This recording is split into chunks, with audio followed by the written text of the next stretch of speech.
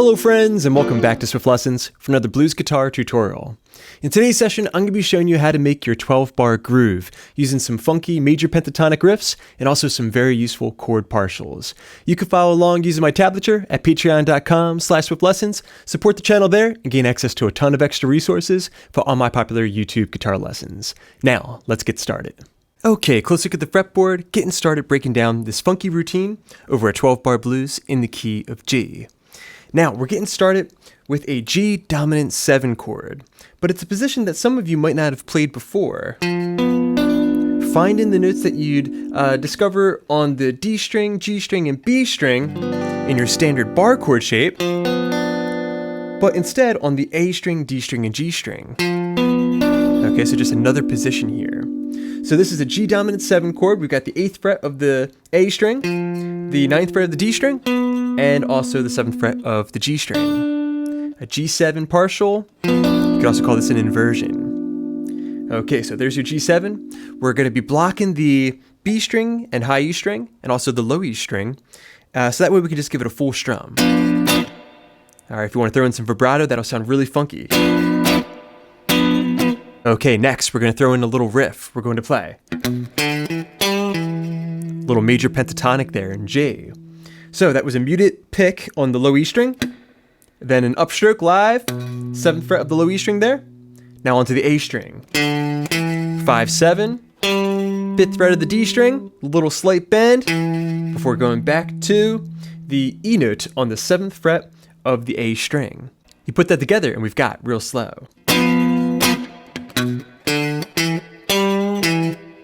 Alright, we're going to repeat that again, but we're going to find that final note in another position.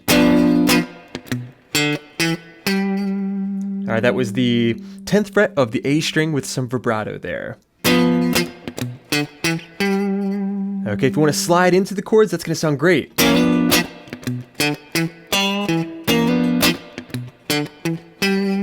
Very funky. Okay, now we're moving on to the 4 chord in this key. It's going to be C9. Okay, but I'm just going to find the notes that I have here in the common position, G string, B string, and high E string, and find them here. Okay, again, another partial played in another position. So I've got the 8th fret of the D string, the 7th fret G, and the 8th fret B. Okay, so far you've found 2 really cool ways of playing common blues shapes that you might not have played before. G7 to the C9.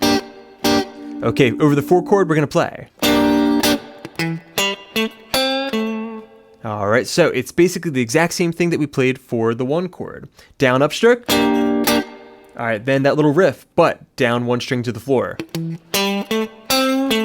Do the same thing again. And then just like we did for the G chord, we're going up to the 10th fret of the D string this time and vibratoing.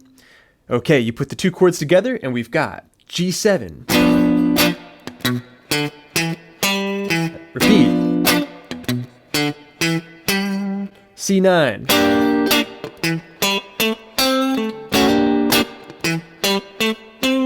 Alright, next we're going to go back to the G7 chord and play.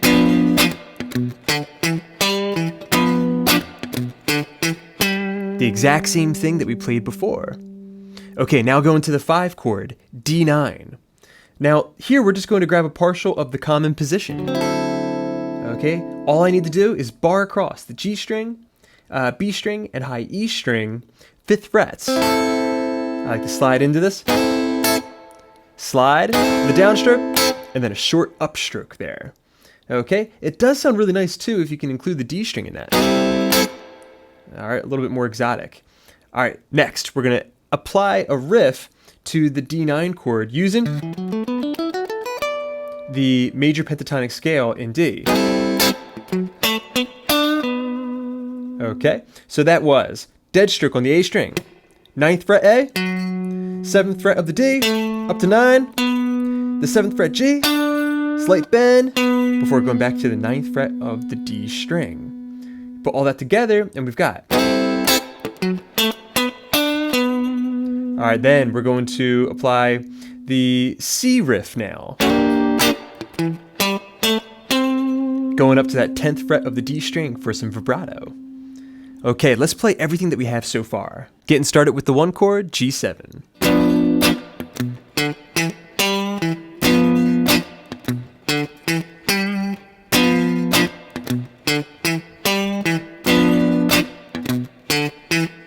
C9.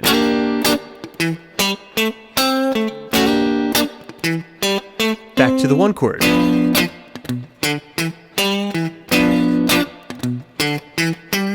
D9.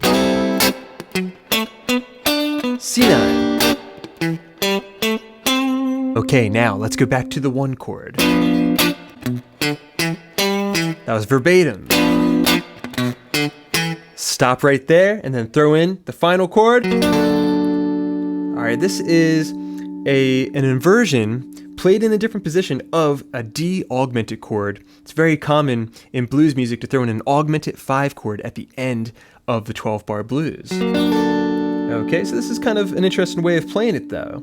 I've got the 9th fret of the A string, 8th fret of the D string, the 7th fret of the G, and then I'm going to also grab 10th fret B string, and if you're playing a Stratocaster or something with a whammy bar, alright, you can give that a little bit of a shake before resolving to a G chord. You can go back to this position, you can go back to that common position of the bar chord, or you can play this high version, G9. That's going to be 10th fret of the A string, 9th fret of the D, and then barring your ring finger across the G, B, and high E string, 10th fret.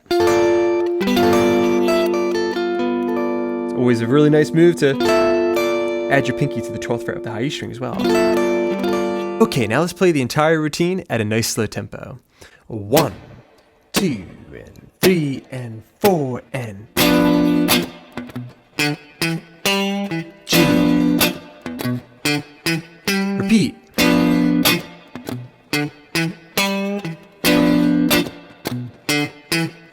Four chord.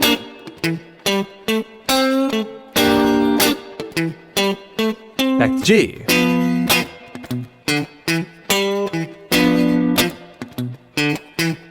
The 5. The 4.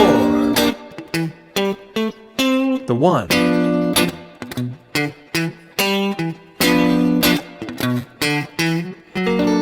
And the augmented chord to close up shop. Alright friends, thanks so much for checking out this blues guitar tutorial. I hope you enjoyed it. Let me know what you think in the comments section down below. As always, big thanks to my supporters at patreon.com/Swiftlessons. I hope you're enjoying all those extra resources. And thanks to you guys, I got many more lessons coming up. So keep checking in, please subscribe, please share. This is Rob at Swift Guitar Lessons in Philadelphia, saying happy picking.